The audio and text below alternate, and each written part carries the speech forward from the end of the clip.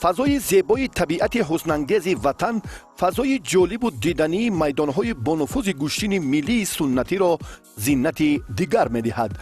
برابر فصل احیای طبیعت و دل‌های مخلصان سرشمار ورزش سنتی هم مژده ظفر پهلوانان مکان می‌گیرد. میدان امساله پهلوانی ناحیه تیمورملک با شعار و لوحه‌ها و آویزه‌های زیاد تبلیغ ورزش‌های سنتی به خود زیب و رنگ خاصه داشت. این سرزمین مکان تولید یکی از چهره‌های سرشناس ورزش میهن جهان پهلوان سعید مومن رحیموف می باشد که تاکنون عنعنه و سلاله پهلوانی در این دیار زرخیز کوهستان با موفقانه ادامه دارد. این گفته ها نیز در مراسم افتتاح مسابقه کشاد جمهوریوی برای دریافت جایزه استاد ورزش درجه بین المللی پرویز صابروف از جانب مسئولین به افتخار قید گردید. سابقه‌داران و مهمانان فخری و مربیان معروف گوشتین ملی پیش از آغاز سبقت‌های انفرادی و تحفه‌های خاطروی قدردانی شدند و آنها برای نسل نورس کشور که سرچشمه معتمد امید و آرزوها را از دیار و میدان‌های کوچک خویش دریافتند برای کامیابی تمنا نمودند. شکرانه استقلالات میکنیم که در همه جا شرایط مهیا کرده شده است که جوانان باید عنعنه ملی ما را گوشتین ملی ما را باید به یک راه برد که در مقیاس جهانی باید برآمد کنند. بسیار گوشتین ما با گوشتین دیودا که این نمود المپیا است مانند است. برای نمی ما از همه اشتراکچی ها از همه خواهشمندیم که شرط شرایط برای جوانان مهیا کنند، دستگیری کنند که اینها در مسابقه های بین المللی برآمد کنند. رقابت پهلوانان میدان با زورآزمایی ورزشگران نورس کشور آغاز شد. در این زمینه الکی سالهای طولانی است که نفران اصیل دوستدار گوشتین سنتی موفق گردیدند و راه پر از شیب و فراز میدانهای بانفوذی بیرون از کشور را نیز توسط قوی کردن مهارت خود در چنین دشت و صحراها هموار نمودند. می‌سزد که در این جاده نام فرزندان برآمند دیار را با سربلندی ویردی زبان آوریم. ما از همین سرچشمه به نورسان نیرو بخشید و محبت آنها را به ورزش های سنتی علالخصوص گوشتین ملی دوچند نمود. سلام علیکم. چخیر شما؟ نغز درست؟ او بلندتر گپ زد. چی نام داری؟ محمد. گوشتین گیریتی؟ چند کس گیری؟ چند کس گیریتی؟ غلبه کردی؟ آه تشکر. کدام پریومای تاجیکی را میدونی؟ کی مسئولیته؟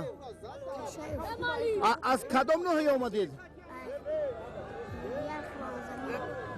از دهه خرمزمین ناحیه دنگره؟ گوشتین دوست میداری؟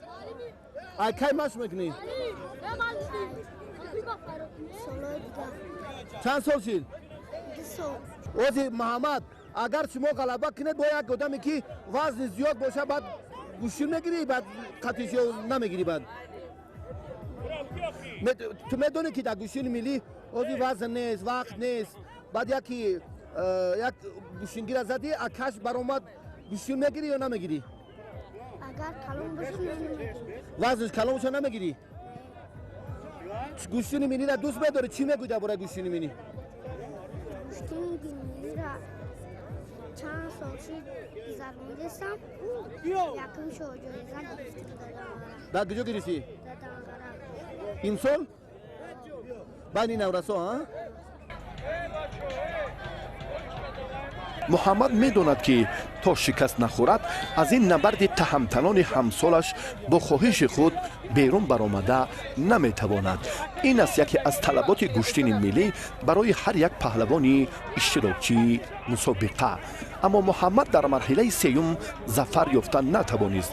қаблан мавсуф 2 ғалаба ба даст овард ва дигар бора зӯрозмоии навбатиашро ба мусовӣ анҷом дод. баробари муҳаммад дар майдони анъанаҳои суннатӣ боз чандин нафарони дигар ҳам бо ҳарифонашон нерӯ санҷиданд. дар як вақт 6 ҷуфт андари майдон гардида ҳунарнамоии онҳо аз ҷониби товарони гӯштини миллӣ назорат карда мешавад. ба наврасон дар ҳама майдонҳои суннатӣ имкон дода мешавад ки маҳораташонро санҷанд ва дилбохтагии худро ба гӯштини миллии гӯштингирӣ ба омма нишон диҳанд.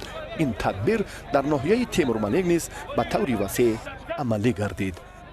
дар доираи нақша чорабиниҳои мақомоти иҷроияи ҳукумати давлатии ноҳияи Темурмалик ва наврӯзи байналмилалӣ ки гузаштанд, соҳибкорони маҳаллӣ иқдом гирифтанд, дар ободонии ноҳия саҳм гузоштанд ва барои рӯбаланд намудани ҷавонони соҳибкор, умуман соҳибкорон ва ҷалби меҳмонон ва ташвиқи тарғиби тарзи ҳаёти солим, гӯштини суннатии миллӣ имрӯз дар ноҳияи Темурмалик мусобиқаи кушоди гӯштини миллӣ барои дарёфти ҷоизаи Парвиз Собиров, паҳлавони шинохтаи ноҳияи Темурмалик ки имрӯз дар Тоҷикистон ва берун аз Тоҷикистон имрӯз ҳама мешиносанд ва инчунин ташкил ва пайдо намудани пайравони ҷавонпаҳлавон Саидмуъмин Раҳимов ва дигар устодоне ки дар ноҳияи Темурмалик дар муассисаҳои давлатии мактаби варзишӣ кор фаъолият намуданд, иқдоми онҳоро идома дода имрӯз дар ноҳия гӯштини кушоди миллӣ ташкил карда шуд.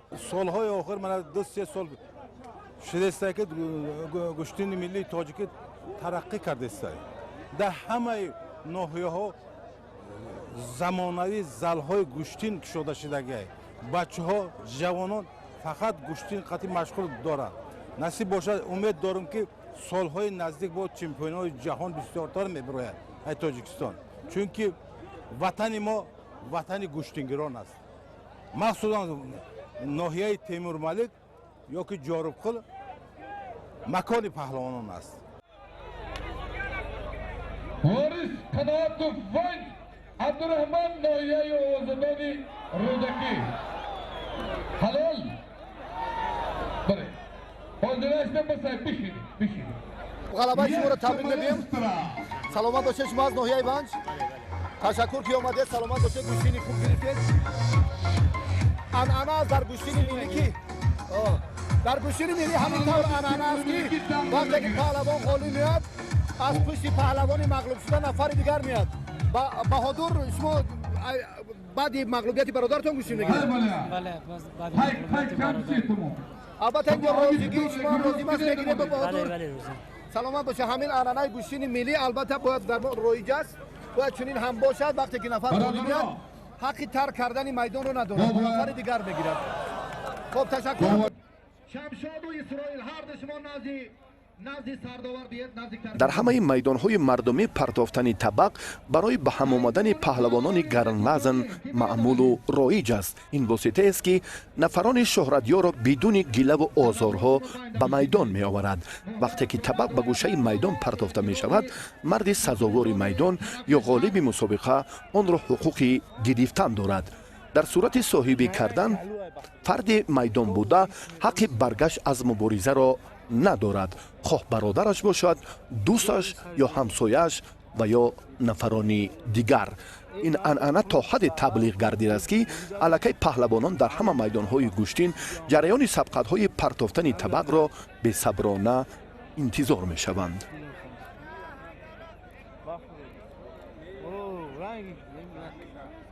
ташаккур. давар машварат кунед ба Шамшоду Баки Исроил. дар ягон мусобиқаи ҷумҳуриявӣ чунин анбӯҳи зиёди одамон дида намешавад. мардум бо як муҳаббат ва завқи хосаи тамошои ҳунари паҳлавонони асили мамлакат соатҳои тӯлонӣ майдони макони баргузории гӯштини миллиро тарк намекунанд. ин аз як ҷониб эҳтиром ба таъриху расму оини миллӣ бошад, аз ҷониби дигар эҳёи анъанаҳои суннатии мардуми тамаддунофари моро бори дигар нишон медиҳад. дар ин раванд аллакай заминаҳои муваффақият ба вуҷуд омаданд ва онҳо низ сол то сол дубора авҷи тоза пайдо карда чеҳраҳои асили намудҳои гӯштинро боз ба майдонҳои рақобатҳои бошукӯҳи мусобиқоти сатҳи байналмилалӣ мепайвандад.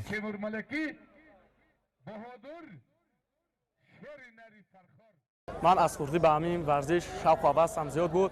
بعداً در صنف ششم با دوشنبه سفربر شدم. در آنجا در سپورت شکل در تحت روبری استاد احمد سلیم تمرین کردم و من از خردی شوق و حوثم خیلی به همین ورزش زیاد بود. حالا ما در ناحیه تیمور ملک در همین جا گوشتین گرفته ایستاده‌ایم. می‌خواهیم که همین گوشتین ما با برا رو پرموفقیت باشه. با چند نفر قوزمایی کردی حریفات از کجا بودن؟ من با سه رقیبم قوزمایی کردم. رقیب اولی من از تیمور ملک بود و با او قوزمایی رو دوران کرده و حریف دویمم از شروبات بود. ما آن رو با پرتاب خیلی زیبا مغلوب گرداندم. حریف سومی من از همین شهر همین ناحیه تیمور ملک بود که آن رو با پرتاب پرتفر مغلوب گرداندم. احسان میگوییم به هر دو با بچه جان و با شمشاد هم سپاس. در سبقت اولین برای دریافت مکافات عالی شاه جایزه دو تن پهلوان نامی مملکت حیدر تبرف و نوروز کریمزاد اندر میدان شدند. با استفاده اصول جالب نوروز توانست که حریف را در دقیقه سیوم سبقت نهایی شکست دهد و به دریافت شاه جایزه شرفیاب گردد. این اولین موفقیت نوروز کریمزاد در موسم این ساله گوشتن‌های سنتی محسوب می‌یابد. در رقابت میدان امروز بهتر بود. نوروز در ادامه رقابت گوشه در هر یک منطقه هر اطرافی که ما نظر میکنیم اینجا هم یک تنتنه زیبایی است. ورزشگران میتونن در اونجا گوشتین گیرن. بعد این اومده در اینجا با اون طعمهایی که لذیذن نهاری کنند یا خوراک نصف روز خورند. اما باز جهت‌های فرق کننده خود باز هم هست پهلوهای دیگر در اینجا که مثلا نرخ کمپا دیگر است. یک چوینک چای اگر با نرخ میانه گیم در تمام حتی در دوشنبه هم یک سومانی رو تشکیل میکند. اما در روزی تنتنه گوشتینی ناحیه تیمور ملک مثلا ما یک چوینک چای رو با مبلغ 3 سومانی دریافت کردیم. یعنی اون طلبات خیلی زیاد از نسبت به چای نسبت به خوراکی که در اینجا زیادترن. درباره ششلیک سخن میگفتید نرخ چگونه است؟ پهلوانا چگونه مثلا ششلیک گوشت گوسفندی 7 سومونیه ای گو 6. برای گوشت قیمت گوسفند 42 سومه گو 38. برای مهمانان امروز شما نرخ اندکی ارزان کردید؟ ارزان کردن نمیتونیم. برای ما گوشت یک میگیریم 42. شما از ناحیه تیمور ملک اومدید یا از دیگر جا؟ از ناحیه وسی. مخصوص برای که اینجا مردم امروز بسیار است. شما اینجا هم ششلیک برای ماندید هم دیگر طعم‌ها نیز دارید؟ چای خیلی داریم تمام دیگه چی ندارم. سلامت باشید. تشکر زیاد. ما برمیگردیم به موضوعی که ما رو فراگیر است. البته اینجا که چای که 3 سوم شد حتما نوشیدنش هم مهم و اول درجه است که طعمش چگونه باشد.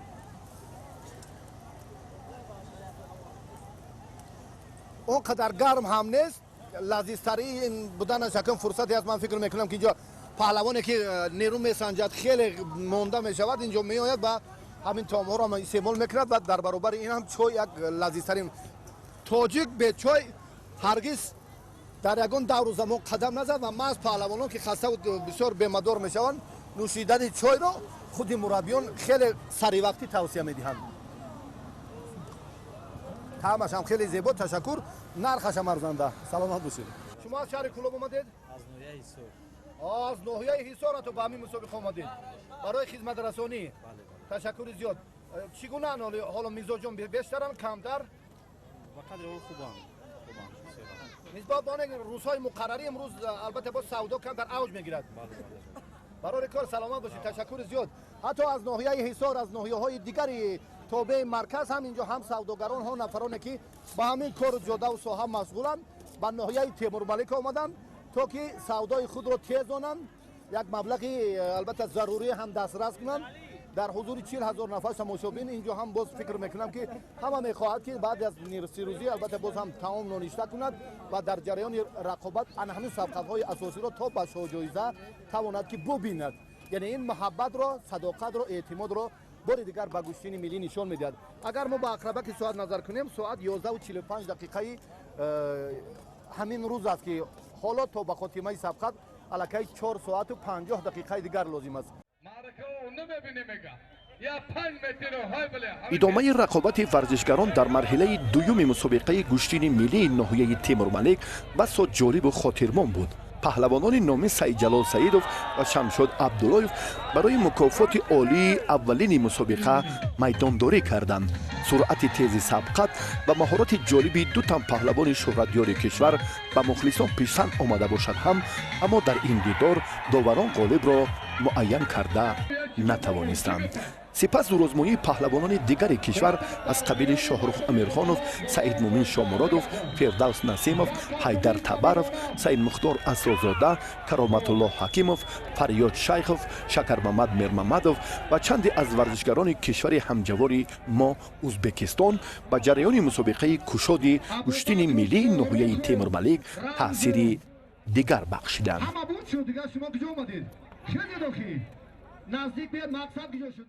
این گوشتین خودش گوشتین چی گویم هم تربیه هم بقوتی هم آدمگری هم انسان دوستی هم دوستی را میپرورد. همین گوشتین تاجیکی را گوشتین بخارا چی میگفتن حلق میدوخته او گوشتین ازبکو کراش گفته از میان میگیرن. حاضر من هم گوشتین بخورایی که چی سعی و چی جهانی شدگی باید هم گوشتینگیری ما هم جهانی شود چون که یگان فرق نداره.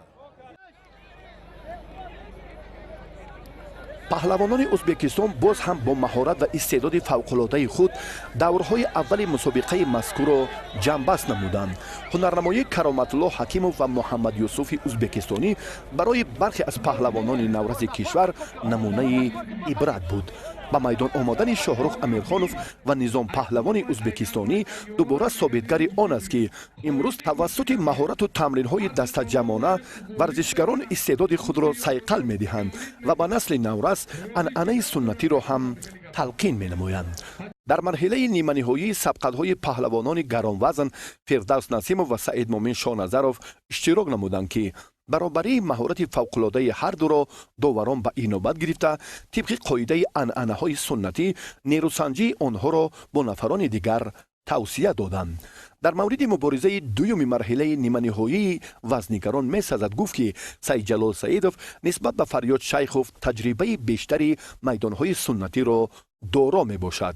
یکی از سبب‌های اساسی پیروزی پهلوان نامی مملکت سیدجلال سعیدوف نیز همین میباشد. این دیدار برایش آسان میسر گردید که بعد از 5 دقیقه رقابت شرف یابد. محض همین نتیجه راه مبارزه سیدجلال را به مرحله نهایی برای دریافت شاجایزه مسابقه هموار نمود.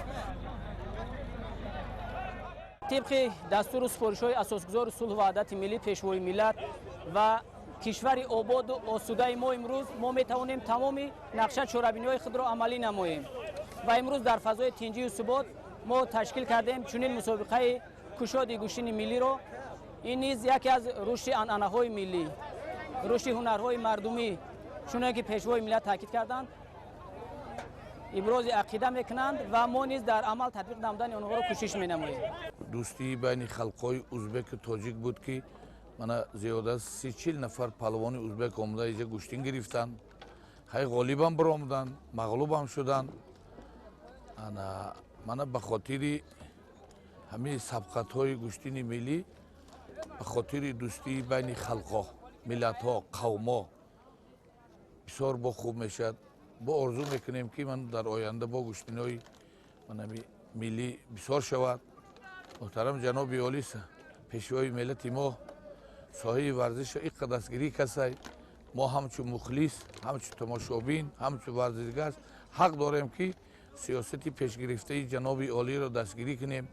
شکرممد میرممدوف و ددخان قربانعلیوف نیز از زمره مدعیان مکافات عالی مسابقه به حساب می رفتند. این مبارزه برتریت پهلوانان را دیر باز نشان داده نتوانست. سبقت برای همگان پسند گردید و مردم هم با افتخار و شرفمندی از فتوت و جوانمردی هر دو پهلوان به نیکی یادآور شدند. بعدیانی که ورزشگران وزن گران رقابت را مساوی انجام دادند باز برای به میدان برآمدن فردوس نسیموف و شکرممد میرممدوف زمینه فراهم اومد ولی این دیدار نوبتی هم در میدان برابری ملکه ورزشکاران را نشان داد. هر دو با مکافات خاطروی قدردانی گشته میدان رقابت انفرادی را ترک نمودند. نفران باقی مانده برای اشتراک در مرحله نهایی بسیار بودند ولی از نتیجه واخوری‌های قبلی به سید جلال سعیدوف و نظام پهلوان ازبکستانی توصیه داده شد که در مسابقه آخرین شاه جایزه اشتراک نمایند. همین مرحله را هم مخلصان سرشمار در ساعت ششم مسابقه انتظار بودند. افضلی و چابوکی و برتری موفقیت را ورزشکار نامی مملکت سید جلال سعیدوف در سبقت آخرین مسابقه بر علا نشان داد. با فشار پهلوان تاجیک نظامیدین تاب آورده نتوانست. این بود که او زود از میدان بیرون می برآمد. در نهایت داوران به خلاصه آمدند که غلبه را به سید جلال سعیدوف منسوب دانند. با همین پیروزی تنتنه میدان گشتین ناحیه تیمورملک خاتمه یافت.